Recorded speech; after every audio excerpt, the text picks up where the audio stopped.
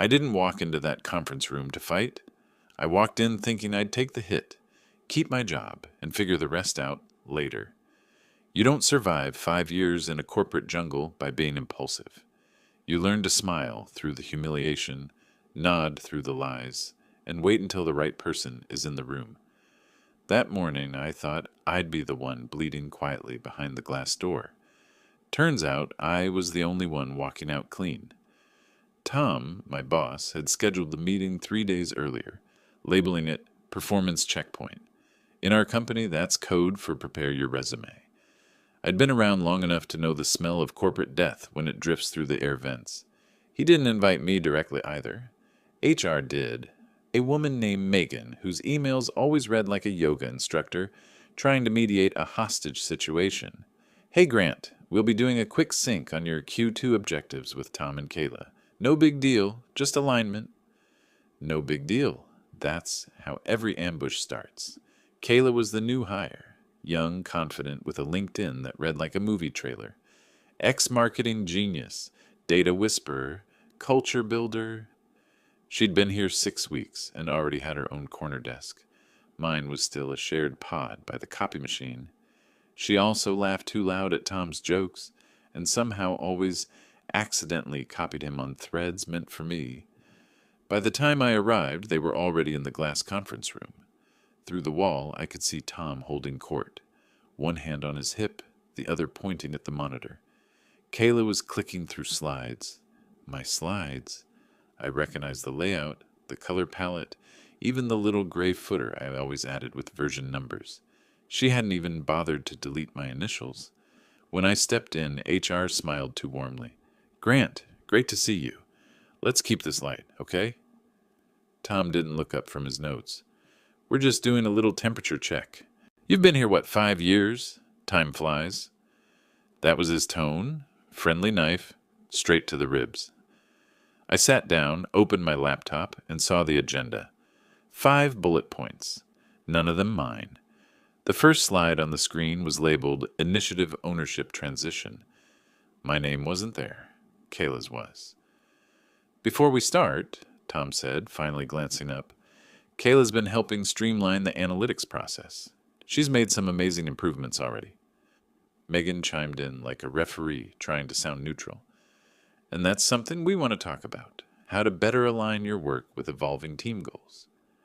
Translation, we're about to take what's yours and call it development. I stared at the slide. It was my model, the one I'd built over 6 months, through weekends, through migraines and black coffee, the one Tom had once called too granular. Now Kayla was explaining it like she'd conceived it during a morning jog. The structure was solid, she said, flicking her pen at the graph, but it lacked narrative flow. I reformatted the data to tell a clearer story for exec visibility. Tom laughed. Yeah, Grant's a numbers guy. Sometimes we need a little sparkle on top. I felt the heat crawl up my neck. HR's smile stayed frozen, like someone watching a car accident and insisting it's fine. They kept talking, bouncing compliments between each other. Kayla's voice dripped with performative modesty. Tom leaned back like he was hosting a talk show, and I just listened. Because in corporate war, silence isn't weakness. It's data collection. I opened my internal notes folder and pulled up something I'd almost deleted the night before, a resignation draft. The subject line read, Next Steps. I hovered over it for a second, then zipped it into an archive. Not today. Instead, I opened the recording app built into our meeting software. It wasn't a secret. It showed a small red dot in the corner of the screen. None of them noticed. Tom kept going. You know, it's not about who did what. It's about moving fast as a team. I smiled. So we're retroactively redefining contribution? He blinked. Sorry? I gestured to the screen. You said it's not about who did what. But that's literally what this slide shows. Who did what? Kayla's pen paused mid-click. HR shifted in her seat. Tom cleared his throat. Let's not get defensive. I leaned back. I'm not defensive, Tom. I'm documenting. That line landed like a dropped glass. The room went still for a heartbeat. Then Megan spoke softly like she was soothing a child. Grant, we're just here to have an open conversation. Sure, an open conversation behind a closed door. I noticed then, on the little touchscreen by the door, the next calendar booking. 11:20 a.m. Elaine H., CEO, Board Deck Review. Same room. Our meeting was at 10:30. So the most powerful person in the company was about to walk in right after this circus. Tom didn't see it. Kayla didn't see it. But I did. And suddenly I wasn't angry. I was patient. Megan leaned forward. Let's be candid, Grant. We've had some feedback that your communication style can feel rigid, maybe less collaborative. From who? I asked. From multiple sources, she said smoothly. Sources who share desks or sources who share lunches? Tom exhaled sharply. Come on, man. No need to make this personal. It became personal when my name disappeared from my work, I said quietly. For the first time all meeting, none of them had a comeback. I could feel my pulse slowing down, calm, detached, like I was already writing the story in my head. The humiliation, the setup, the laugh track behind professionalism. I wasn't angry anymore. I was recording a case study. The meeting dragged another 10 minutes. They smiled. I nodded. Everyone pretended this was progress. Then HR reached to close her laptop and said, All right, that's all for today. Let's regroup next week after the CEO's session. I stood, collected my things, and glanced at the frosted glass door. On the other side, I could hear faint footsteps and a woman's voice, measured, confident, approaching. Elaine. I straightened my collar and smiled politely. Sure, I said, slinging my laptop bag over my shoulder. Next week works. Then I paused at the doorway and looked back at them. But that was just the beginning. When you've worked under someone like Tom long enough, you learn the rhythm of manipulation. Praise first, then the pivot. The knife always follows the compliment. The next day, my calendar pinged again. Same subject. Checkpoint. Follow-up. Megan from HR had added it, per Tom's request. I stared at the invite, then at the red dot, still glowing faintly from yesterday's recording. I hadn't even listened to it yet. I didn't need to. I already knew what it contained. Laughter. I walked in at 10:29, right on schedule. Tom and Kayla were already seated, side by side this time. HR had coffee for everyone, except me. Cute. Morning, Megan beamed. Thanks for joining, Grant. We wanted to pick up where we left off, just to clarify ownership and next steps. Tom gestured at the TV screen.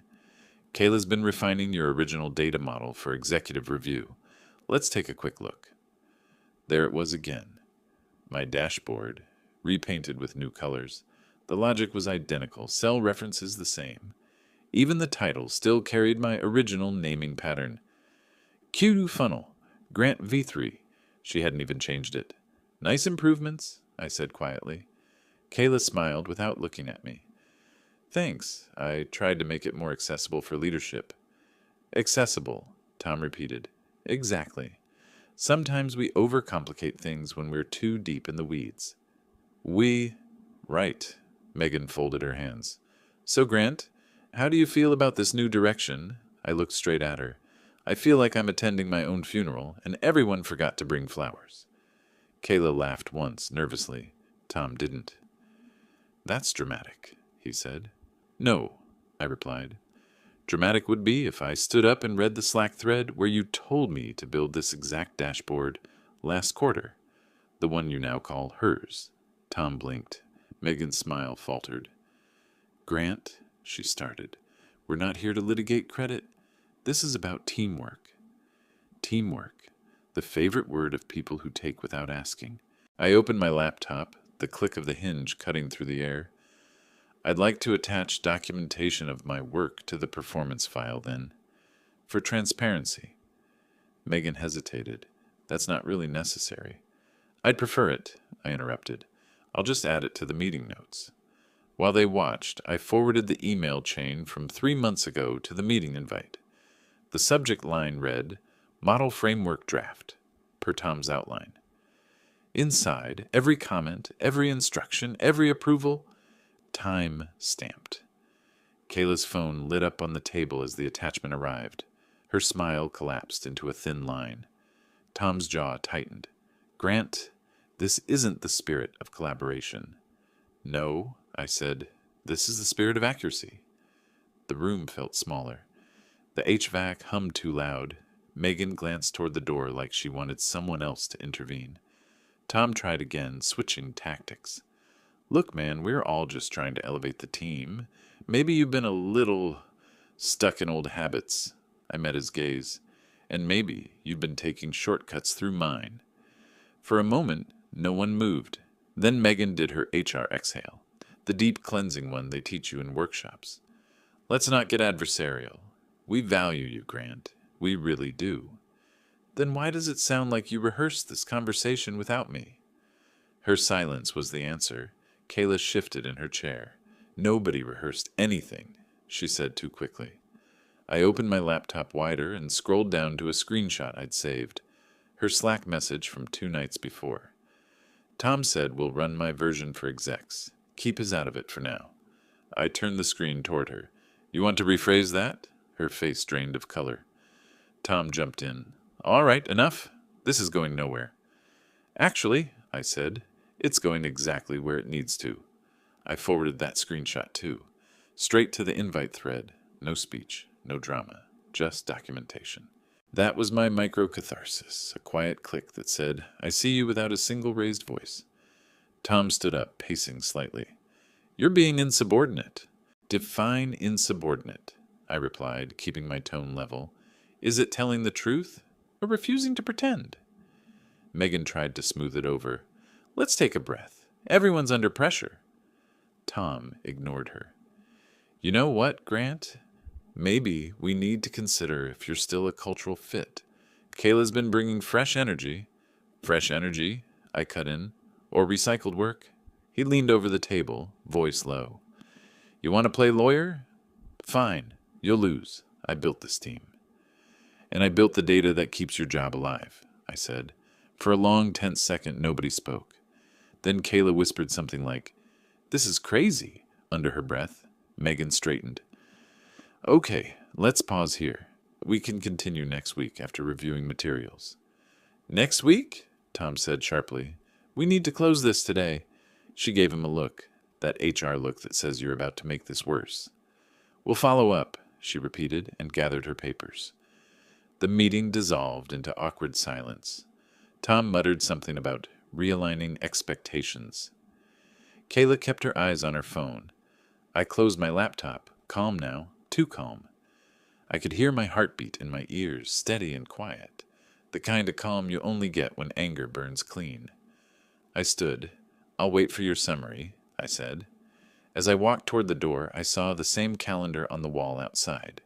The CEO's name again, Elaine H., 11 a.m. board prep. They'd scheduled us right before her slot. I paused by the window and glanced back. Through the glass, I could see Tom smirking at something Kayla whispered. Megan didn't laugh this time. I opened my email and typed one more message to myself. Subject: Audit Trail, Confidential. In the body, I pasted the entire thread of the last 2 meetings, the attachments, the timestamps. Then I sent it to my private address. Insurance. On my way out, I stopped by the water cooler. 2 interns were whispering something about new initiatives and Kayla's deck. They shut up when they saw me. Classic. I walked back to my desk, opened Slack, and saw a message from Tom in the team channel. Appreciate everyone's flexibility today. Let's keep the momentum going. Momentum. That word again. I didn't reply. I just clicked Save Transcript on the recorded session and uploaded it to the shared drive. Company property, open access. No label, no warning, just there, time-stamped, public. By noon, it had 4 views. By 2, 10. At 3, someone from finance pinged me. Hey, weird question. Did Tom approve a budget change tied to Kayla's analytics project? I leaned back in my chair. No, I typed. He shouldn't have. Interesting, the reply came. Because the CEO just asked for that report. My cursor hovered. When? Now. I stared at the screen. My palms went cold. Down the hall I heard footsteps. Sharp, confident, unmistakable. Elaine. And then a door opened somewhere near the conference wing, followed by silence, the kind that means something's gone wrong. The air in the office changed before she even spoke. You can always tell when power walks into a room. It's not volume, it's gravity. Conversations bend around it. Elaine Hart, our CEO, didn't make grand entrances. She made quiet ones that rearranged hierarchies. You could be mid-sentence, mid-lie, mid-laugh, and suddenly realize you were standing in front of someone who built the walls you're hiding behind. That was exactly what happened when she stepped into the conference room. Tom was mid-joke. I didn't catch the punchline, but I caught the tail end. Maybe we'll get him an Excel trophy. HR giggled automatically, reflexively. Kayla smirked, then silence. Elaine was standing by the door, tablet in hand. Expression unreadable. An Excel trophy? She asked. Her voice wasn't angry. It was worse. Neutral. Cold steel wrapped in calm. Tom straightened so fast his chair squeaked. Elaine, didn't see you there. No, she said. You didn't? She looked at me. Grant, you're still here? I was just leaving, I replied. Don't, she said simply. I need you. Tom laughed nervously. We were just having a light check-in. Team sync. Elaine's eyes flicked to the screen. My dashboard, Kayla's initials, the frozen smile on HR's face. This is the board deck? Kayla swallowed. Yes, version 3. Just aligning the data story for tomorrow. Elaine scrolled through her tablet. Version 3, she repeated. Funny. My copy says Grant V3. Which one am I supposed to use? Tom started. It's collaborative. We? Who built the model? She asked, looking at me. I did, I said. 6 months ago. It's been revised for format, not substance. And who approved the revisions? Tom cleared his throat. I did. It's a team effort. Elaine nodded slowly once. Show me the data lineage. Tom blinked. The what? The source trail, she said, tone clipped. Version history. File ownership. Permissions. I could see the sweat gathering at his temple. He fumbled for his laptop. Kayla reached over to help. Elaine stopped her with one glance. Don't, she said. I'd like to hear it from the project owner. That's me? Tom said quickly. No, Elaine said. The real owner. My hands didn't shake when I turned my screen toward her. Repository path. Data ops prod. Rev Q2. Grant V3. File hash matches my original commit timestamp. February 12th, 8:42 p.m. The latest revision was saved last week from Kayla's login. Same hash. Formatting only. Elaine's eyes didn't move from the data. So no new analysis? No, ma'am, I said. Just a different color scheme. She tapped her screen twice, cross-checking. Then she looked at HR. Megan, when was Kayla's transfer request approved? Megan hesitated. I'd have to check. Elaine cut her off. No need. I already did. She turned the tablet so we could see. The approval timestamp. 1 day before the role was posted internally. Tom's face drained of color. That's against policy, Elaine said flatly. All internal transfers require equal posting for at least 3 business days. Tom started babbling something about fast-tracking exceptional talent. Kayla sat frozen, eyes wide. Elaine's tone never rose. You fast-tracked her into a role built on someone else's work. You then presented that work as a team output, and you turned a performance meeting into a comedy. She looked straight at him. Do I have that right? He didn't answer. He didn't have to. Elaine tapped her earpiece. Ops, can you join us in room 3A? Bring compliance. The words hit like a hammer wrapped in velvet. 30 seconds later, 2 people in gray badges entered. Operations and compliance. They nodded quietly, already briefed. Elaine gestured to the table. Devices, please. Tom blinked. Excuse me. Standard procedure, Elaine said. We'll need to secure your systems while we verify file integrity. Phones, too.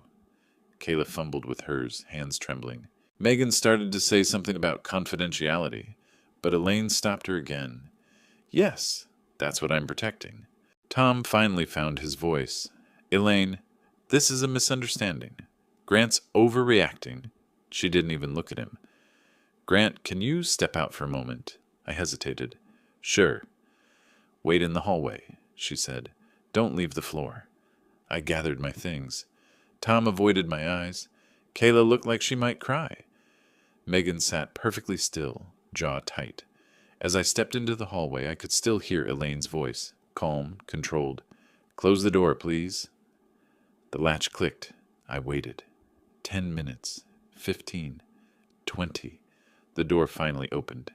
Tom walked out first, pale, holding his laptop like a funeral urn. His badge was clipped to the corner, loose. Security followed, silent. Kayla came next, phone gone, eyes glassy. Megan last, stiff, unreadable, holding only her notebook. Elaine stepped out after them, saw me, and gave a small nod. Stay for a minute. Yes, ma'am. She closed the door again, then leaned against the glass wall, arms folded. The tension in her shoulders melted into something that almost looked like disappointment. How long have you known? She asked quietly. About 2 weeks, I said. I had a feeling when they started copying each other on my deliverables. You documented everything? Yes. Smart, she said. Not vindictive. Smart. I didn't reply. She looked at me for a long moment, then nodded toward the conference table. That model you built? It's the cleanest thing I've seen in 3 years. The board will want you to walk them through it tomorrow. I thought Tom won't be here tomorrow. I exhaled. What about HR? On leave, pending review. And Kayla? She'll be fine, Elaine said, just not here. She started to walk away, then stopped and turned back. You handled yourself well today. Most people would have lost it. I almost did, I admitted. She smiled faintly.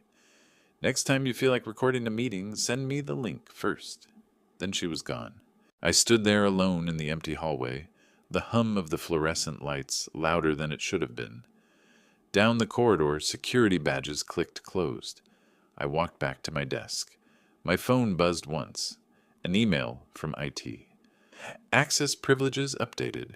You've been added to board prep folder. No subject line, no explanation. Just like that, the narrative flipped. And then silence, the kind that means something's gone wrong. The next morning, the building felt hollow.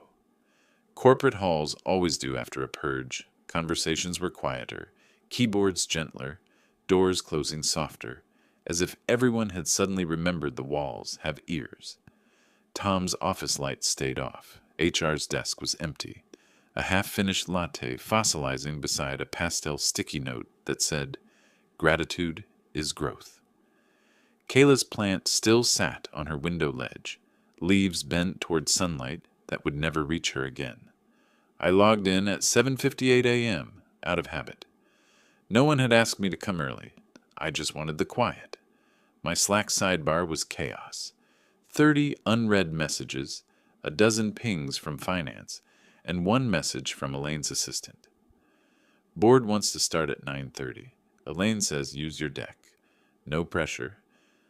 I stared at that smiley face for a full 5 seconds. Then I closed the window and opened my file. Q2 funnel, Grant 3, my file. For 6 months, I'd poured everything into those numbers. Every late night, every ignored message from Tom that said, "We'll refine this later." Every small, invisible victory he'd quietly claimed. And now it was on the biggest screen in the company, in front of the people who actually mattered. At 9:28, I walked into the boardroom. Elaine was already there, coffee in hand, looking through the pre-read slides. She gave me the smallest nod. Not approval, not praise, just acknowledgement. "Whenever you're ready," she said. I started slow.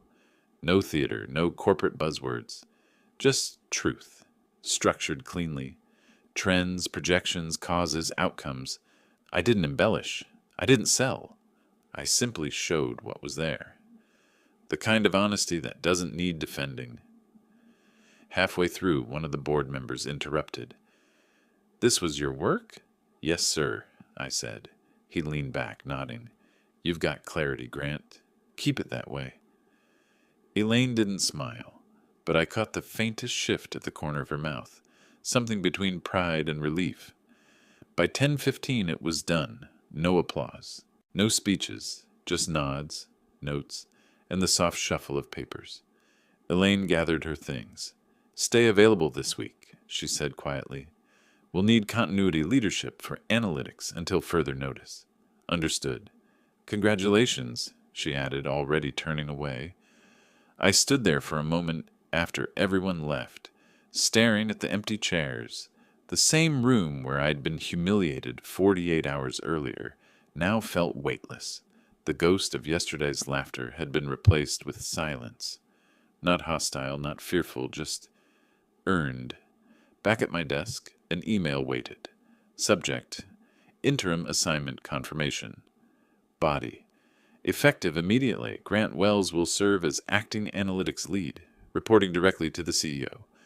No HR signatures, no Tom, no noise. Just one clean line of authority. I didn't celebrate.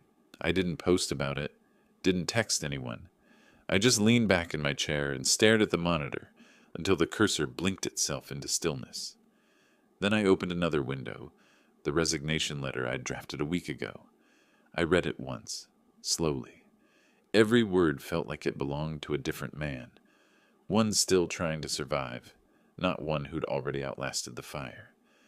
I hit delete, no fireworks, just the soft click of a key that ended a chapter.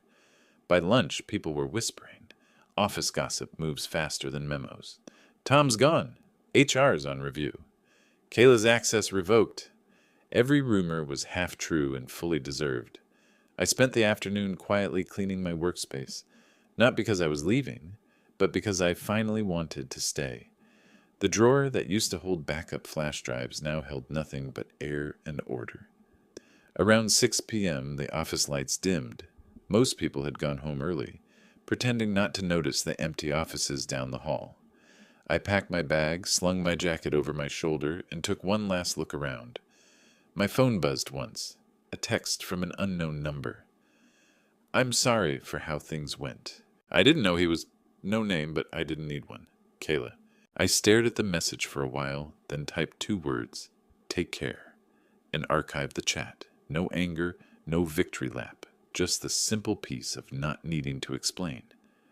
Outside, the city had that late evening glow, orange on glass, shadows stretching long. I walked 3 blocks to the same coffee shop I'd been haunting during my worst weeks. The barista recognized me. You're early today, she said. Not anymore, I told her. I sat by the window with my usual order, watching commuters stream past, men in suits, women with earbuds, lives in motion. For the first time in months, I didn't feel like one of them was moving ahead of me. My phone buzzed again. Email from Elaine. Appreciate how you handled everything. Quiet strength matters more than noise. I smiled. Just once. Then I locked the screen, finished my coffee, and stepped outside. The air was cool, the kind that carries no judgment. Just a reminder that the world keeps turning, with or without applause. When I got home, I put my laptop on the kitchen table, opened a blank note, and wrote 1 sentence for myself. I didn't win, I just stopped losing. I sat back, breathing evenly. The apartment was silent, the good kind. I didn't need to replay the meetings in my head anymore. I didn't need to imagine revenge. It had already happened. Quietly, cleanly, without my rage to stain it. In the corner of my screen, the cursor blinked again, waiting. I typed 1 more line. Peace doesn't announce itself. It just walks in after everyone else leaves. Then I closed the laptop, turned off the light, and let the room go still.